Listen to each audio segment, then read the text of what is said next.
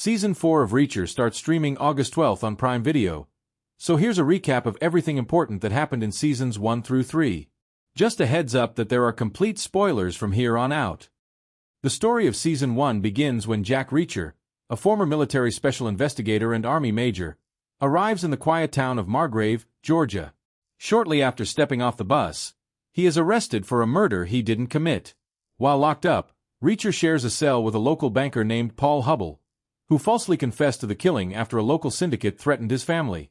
Once it becomes clear that neither man is guilty, they are both released, but Hubble vanishes shortly afterward. The stakes become deeply personal when Reacher identifies the murder victim as his own older brother, Joe Reacher, director of the Office of Investigations for the Secret Service.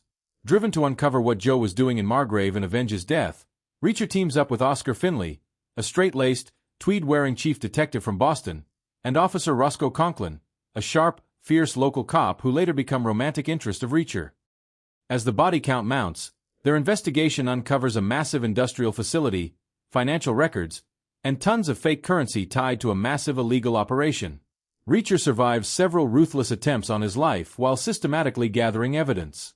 The team discovers that Margrave's wealthiest family, the Kleiners, through Kleiner Industries, is running a massive counterfeiting ring.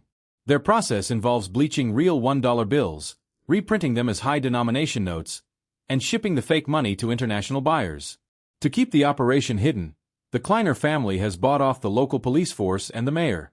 Even Picard, an FBI agent and Finley's longtime friend who seemed to be helping them, turns out to be corrupt. As the team digs deeper, it becomes clear that K.J. Kleiner, the family's entitled heir, isn't just involved in the operation. He is personally responsible for the string of brutal murders in Margrave, including Joe's. Pickard, K.J. Kleiner and the mayor ultimately kidnap Roscoe and Hubble's family, forcing Reacher to find Hubble. Reacher eventually tracks him down, and Hubble explains that he went into hiding to protect his family. He admits he was forced into the scheme but was secretly collaborating with Joe to bring Kleiner Industries down in exchange for immunity. In the explosive finale, Reacher, Finley and Hubble, as well as Francis Neely, who was already helping Reacher on this case and is a member of his former Army unit, the 110th Military Police Special Investigations, launch an all-out assault on the Kleiner warehouse. They rescue Roscoe and Hubble's family, and Reacher gets his revenge, eliminating the men responsible for his brother's murder. With the operation dismantled and justice served, Reacher bids farewell to Roscoe and Finley and hits the open road. The story of Season 2 kicks off when Jack Reacher is pulled out of his nomadic lifestyle by a coded message from Francis Neely, a member of his former Army unit, the 110th Special Investigations. She brings devastating news. Calvin Franz, one of their old comrades, was murdered after being thrown from a helicopter over the Catskill Mountains in New York. Suspecting that someone is hunting down the entire 110th, Reacher and Neely reunite with their surviving teammates.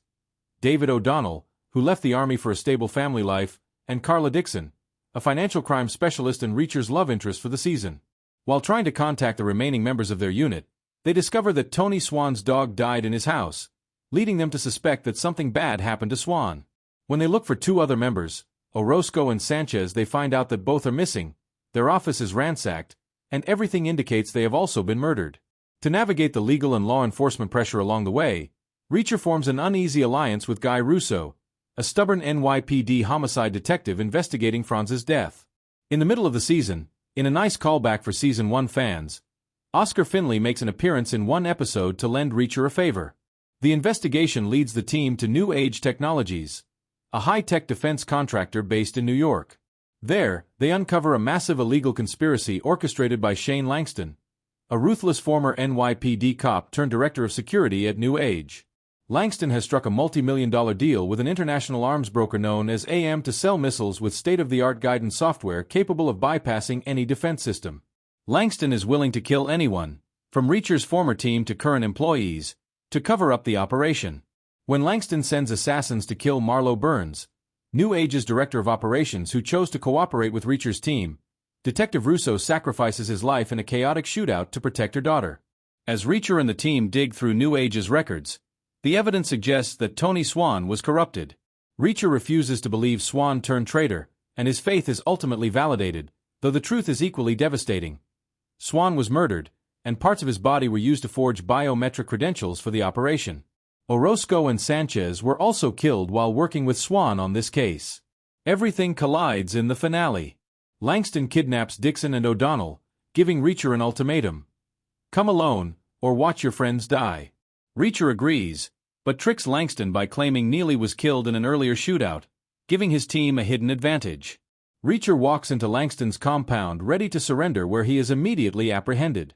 Using a nail he'd hidden in his boot, Reacher picks his handcuffs and breaks free just as Neely, alongside a tactical team provided by Senator Lavoie, who was a politician backing the missile project, storms the stronghold. Reacher boards a moving helicopter to rescue his friends and turns the tables on Langston by holding him over the open bay door before dropping him to his death, mirroring Franz's fate.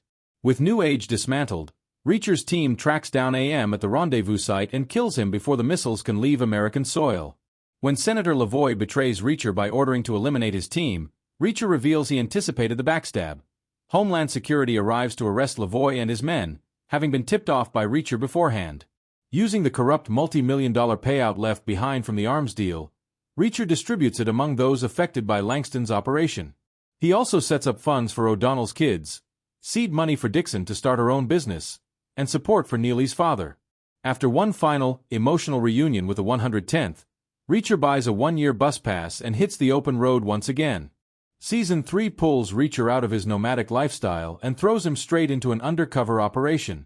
While passing through Maine, Reacher encounters Susan Duffy, Drug Enforcement Administration agent, who is desperately trying to locate Teresa Daniels, her undercover informant who went missing while infiltrating Bizarre Bazaar, a rug business owned by Zachary Beck.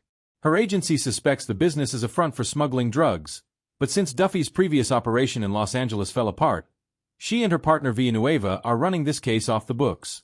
Duffy convinces Reacher to help save her informant and to get Reacher inside the target organization. They stage a fake kidnapping of Richard Beck, Zachary's son. Reacher rescues Richard, earning the elder Beck's gratitude and securing a position as a security. Reacher has a deeply personal motivation for joining the case.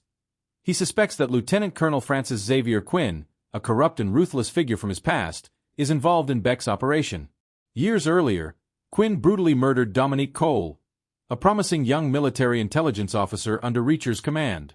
Reacher believed he had shot and killed Quinn in revenge, but Quinn survived.